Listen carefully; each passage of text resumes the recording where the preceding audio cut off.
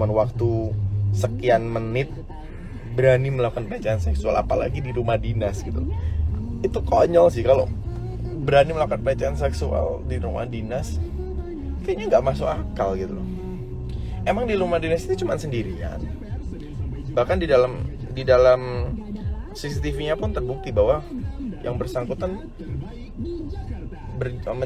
jalan dari rumah pribadi menuju rumah dinas itu tidak berdua, 3-4 orang di dalam satu mobil.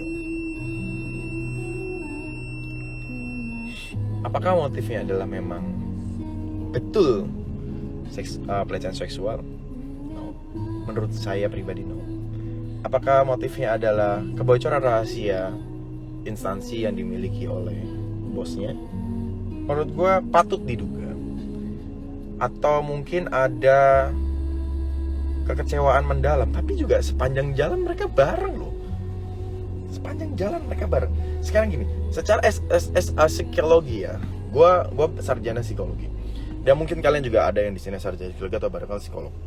Kita pergi bareng dari luar kota berjam-jam bareng. Mungkin nggak kita ada ikatan emosional? Ya saling percaya, pasti dong. Apakah iya kita mempunyai psikologis untuk mengkhianati di momen yang habis bareng pergi loh, luar kota? Coba kalian sama temen aja deh, pergi 1 hari atau 2 hari bersama aja, apalagi perjalanan luar kota bareng satu mobil atau satu konvoyan. Apakah kalian punya rasa ingin mengkhianati teman kamu yang masih di tempat yang sama gitu? Menurut gue sih enggak ya. Enggak masuk akal, secara psikologi enggak masuk akal. Nah menurut gue ini ahli-ahli psikolog kayaknya harus speak up deh. Mungkin enggak sih orang yang habis pergi bareng berjam-jam dalam satu tujuan yang sama, di kesempatan yang udah sampai tempat tujuan tiba-tiba melakukan hasrat pengkhianatan terhadap bos besarnya di rumah dinasnya? Secara psikologis kayaknya nggak mungkin, bener nggak sih? Kalau di sudut pandang gue sih nggak mungkin secara psikologis.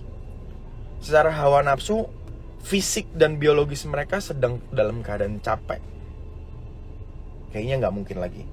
Secara emotional touch, mereka habis bareng, kayaknya nggak mungkin juga melakukan pelecehan seksual. Secara hierarki jabatan, menurut gue juga tidak mungkin. Why tidak mungkin?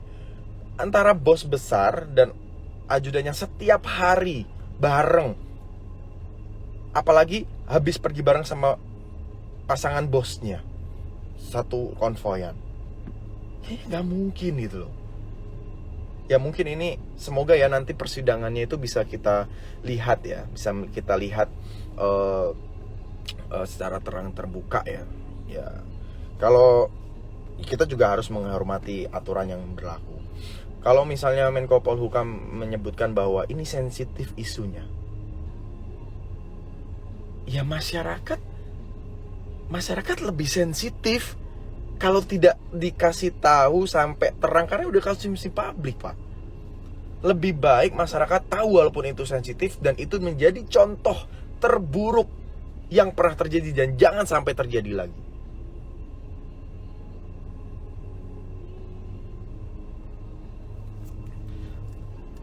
Nah, apalagi dia udah berselingkuhan.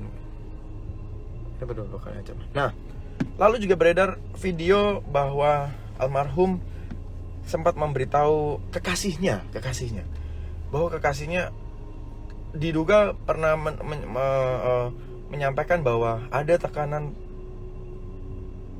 ingin ancaman dibunuh almarhum. Pertanyaannya, beranikah kekasihnya itu mengutarakan kejadian-kejadian sebelum kejadian tanggal 8 tersebut? Belum ada media yang berhasil menembus ke kekasih dari almarhum. Mungkin itu bisa menjadi clue, karena emosionalitas orang yang LDR, apalagi itu informasi almarhum mau melakukan proses tunangan ya dalam waktu dekat. Lu curhat gak sih sama pasangan lu sendiri kalau misalnya lu lagi dalam sebuah tekanan, pasti jerat kan. Nah mungkin itu juga bisa menjadi saksi kunci. Yang paling penting sih ya saksi ahli dari analisa psikologis dan keadaan seksualnya mungkin gak terjadi itu dalam keadaan habis pergi bareng. Ya mungkin pakar seksolog atau yang lebih punya kompeten itu harus bisa segera ngomong dalam keadaan ini. Jangan sampai juga isu diduga pelecehan seksual ini menjadi tameng untuk tidak terbongkarnya satu hal yang sebenarnya itu terjadi. Mungkin patut diduga kayak ada orang yang bilang 303 konsorsium, ada juga yang motif ya ada bocornya perselingkuhan. Mungkin ini diduga ya. Jadi yang ditutupin adalah ya udah pelecehan seksual supaya tidak merembet dengan hal orang yang lain gitu loh. Bisa jadi kan ini patut diduga. Kalau isu yang akhirnya dikonsumsi publik terus-menerus adalah mengenai sensitif pelecehan seksual, akhirnya itu menutup akses untuk menjawab bahwa memang adanya patut diduga 303 konsorsium atau patut diduga melakukan hubungan perselingkuhan di luarnya, patut diduga ya. Atau patut diduga juga kebocoran informasi rahasia yang dimiliki oleh bosnya. Masyarakat mau ke bawah yang mana? Apakah masyarakat cukup